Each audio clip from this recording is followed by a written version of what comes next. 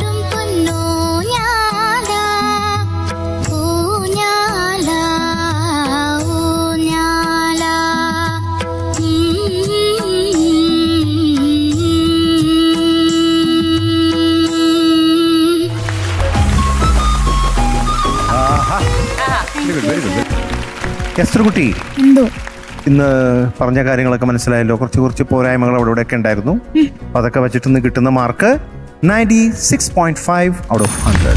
Thank you sir.